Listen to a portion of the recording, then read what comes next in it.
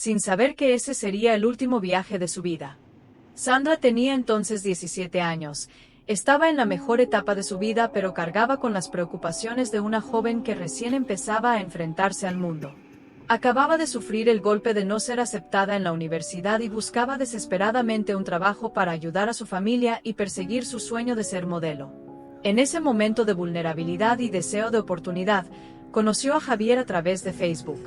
En los mensajes, Javier se presentaba como un joven de élite, culto y prometedor.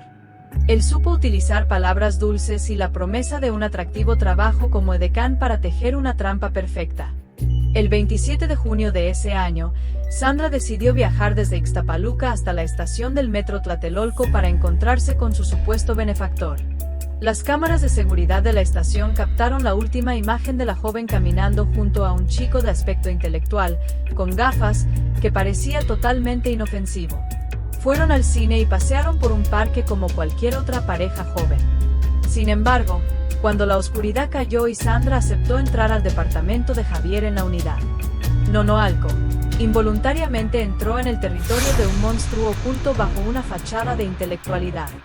La puerta del departamento en el piso 11 se cerró y con ella comenzó a desmoronarse la farsa de un futuro brillante para Sandra. Dentro del espacio privado de Javier, un lugar dedicado habitualmente a los cálculos matemáticos y la soledad, la atmósfera se volvió tensa rápidamente. Al principio, todo transcurrió con calma mientras ambos conversaban y compartían gestos de intimidad. Javier, con la arrogancia típica de alguien acostumbrado a ser elogiado, empezó a presumir de sus medallas y de su prestigiosa beca para estudiar en Alemania. Esperaba que Sandra lo mirara con absoluta admiración, de la misma forma en que los medios y sus maestros solían hacerlo. Sin embargo, la realidad fue muy distinta a sus expectativas. Sandra, una joven alegre y realista, al observar las condiciones modestas y algo desordenadas del departamento, comenzó a dudar. No creía que el joven que tenía enfrente fuera el genio ilustre que afirmaba ser. Sandra empezó a reír, una risa natural que, sin saberlo, tocó el punto más sensible del narcisista. Ella pensó que él estaba mintiendo solo para impresionarla. Javier buscó frenéticamente sus medallas de oro de física para demostrar su veracidad, pero las burlas de Sandra no cesaron. Para alguien que siempre consideró su intelecto como la única arma para ocultar sus complejos físicos, el rechazo de Sandra fue como una bofetada mortal a su orgullo. La ira estalló y Javier la empujó con tal fuerza que Sandra se golpeó la cabeza contra el suelo. El impacto le provocó un traumatismo craneoencefálico, pero en su furia, Javier no se detuvo. Quería que esa risa se apagara para siempre. Usó sus manos para asfixiar a la joven hasta que su último aliento se extinguió en la fría habitación. Una vez consumado el crimen, surgió la frialdad de su mente lógica. En lugar de entregarse, Javier pasó horas en el baño realizando un acto macabro: desmembrar el cuerpo con un cuchillo de cocina. Calculó que sacar un cuerpo entero del edificio era demasiado arriesgado, por lo que decidió dividirlo y meterlo en bolsas de basura negras. Durante la noche y la madrugada siguiente, distribuyó las bolsas en diferentes puntos de la unidad habitacional, regresando luego para limpiar cada rastro de sangre del suelo usando su propia camiseta y productos químicos.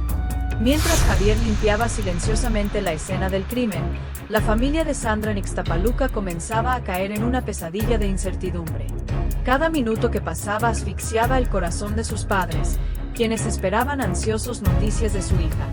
Llamaron al teléfono de Sandra, pero solo recibieron tonos largos y vacíos o señales de ocupado. La ansiedad se transformó en pánico cuando descubrieron que en la librería donde Sandra dijo que iría, en realidad no había ninguna cita. Sus padres comenzaron a pegar carteles por todas partes y a publicar fotos de su hija en las redes sociales con ruegos desesperados, sin saber que los restos de su hija habían sido abandonados en frías bolsas de basura negras en la unidad habitacional de Tlatelolco. La horrible verdad salió a la luz el domingo, 30 de junio por la mañana, cuando los vecinos de la zona de Nonoalco descubrieron bolsas de basura con olores extraños y formas sospechosas. Cuando la policía abrió las bolsas, todo el complejo residencial quedó conmocionado ante la visión de un cuerpo desmembrado. Gracias a las características físicas y los reportes de desaparición cercanos, la policía confirmó rápidamente que la víctima era Sandra Camacho. Inmediatamente, se inició una investigación. Digital a gran escala. Los expertos en informática forense accedieron a la computadora de Sandra y descubrieron un historial de chat intenso con una cuenta a nombre de Javier Méndez Ovalle. El rastro de la dirección IP condujo directamente al departamento del piso 11, donde Javier vivía solo para concentrarse en sus estudios. La policía irrumpió en el departamento, pero el lugar estaba vacío. Javier ya había escapado. Sin embargo, dejó atrás pruebas irrefutables. Manchas de sangre que, aunque habían sido limpiadas, eran visibles bajo luz ultravioleta, y restos de tejido biológico. Se emitió de inmediato una orden de búsqueda internacional. Javier, siendo un individuo con alta capacidad de organización, inició una huida muy calculada. Retiró todo el dinero de su beca para Alemania para cubrir sus gastos y se movió constantemente por varios estados para borrar su rastro.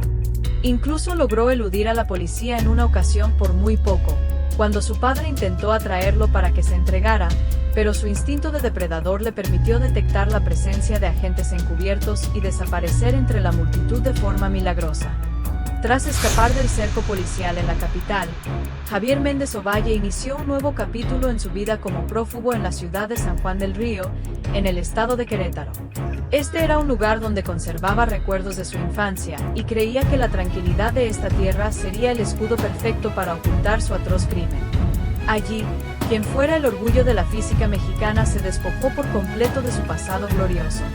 Ya no era el genio de las medallas internacionales, sino un hombre común con el nombre falso de José Carlos Méndez. Consiguió trabajo como mesero en una pequeña cafetería, llevando una vida silenciosa, con pocos contactos y manteniendo siempre una apariencia humilde para evitar cualquier atención. Durante casi un año, Javier vivió en un estado de alerta máxima, pero también empezó a volverse complaciente al ver que el tiempo pasaba sin que nadie descubriera su paradero.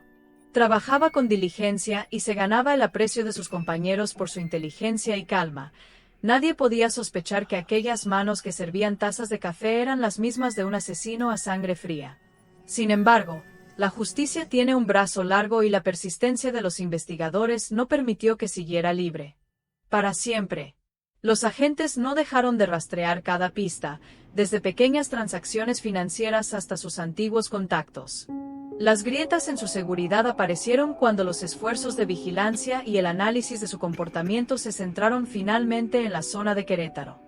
El 28 de julio de 2014, el viaje de huida del prodigio de la física llegó oficialmente a su fin. Los agentes encubiertos rodearon la cafetería donde trabajaba. Al ser interceptado y ver las esposas cerrándose en sus muñecas, Javier no opuso resistencia. La confianza del narcisista parecía haberse derrumbado ante la cruda realidad. Fue trasladado de regreso a la Ciudad de México bajo estricta vigilancia. En la comisaría, ante las pruebas irrefutables y el agudo interrogatorio de los investigadores, Javier terminó confesando. Comenzó a relatar detalladamente lo sucedido aquel día, su extrema ofensa al ser ridiculizado por Sandra y cómo utilizó su pensamiento lógico para desmembrar el cuerpo, una confesión que hizo estremecer incluso a los investigadores más experimentados. El 29 de mayo de 2017, el juicio contra Javier Méndez Ovalle llegó a su fin con una sentencia de 50 años de prisión por homicidio calificado. Esta fue la pena máxima para alguien que destruyó su propio futuro y arrebató la vida de una joven inocente. Durante el proceso, los psicólogos trazaron un retrato aterrador de Javier. No era un esquizofrénico ni alguien fuera de control, sino un narcisista extremo con una autoestima frágil. Para Javier, ser ridiculizado por Sandra fue una ofensa intolerable, y la violencia fue su única forma de recuperar el poder y el dominio. Él veía a las mujeres como herramientas de validación personal, y cuando esa herramienta no se sometió, la destruyó fríamente, como si estuviera resolviendo un complejo problema de física. El caso de Sandra Camacho no es solo una historia de crimen y castigo, sino una profunda advertencia para la sociedad sobre el lado oscuro del mundo virtual. Sandra, en su desesperación y deseo de reconocimiento, depositó su confianza en un modelo ideal en las redes sociales. La humanización excesiva por parte de los medios hacia Javier, al recordarlo siempre como un genio caído, ocultó involuntariamente el dolor de la víctima y su familia. Esto nos recuerda que el intelecto y el talento, sin ética ni compasión, son solo armas peligrosas. Detrás de las medallas de oro puede haber un alma vacía, y detrás de las dulces promesas en una pantalla puede haber una trampa mortal esperando a los inocentes. Han pasado más de 10 años desde la partida de Sandra, pero la cicatriz que Javier dejó en su familia y en la comunidad nunca ha sanado por completo. Su historia se sigue contando como un recordatorio para los jóvenes sobre la precaución al construir vínculos digitales. Se hizo justicia con una condena de medio siglo, pero ninguna sentencia puede llenar el vacío que dejó Sandra. Este video busca dejar un mensaje final: valoren la vida y desconfíen de las apariencias perfectas, porque a veces los monstruos no se presentan con garras, sino que se ocultan bajo una fachada de sabiduría y títulos brillantes. Gracias por seguir este expediente criminal hasta el final.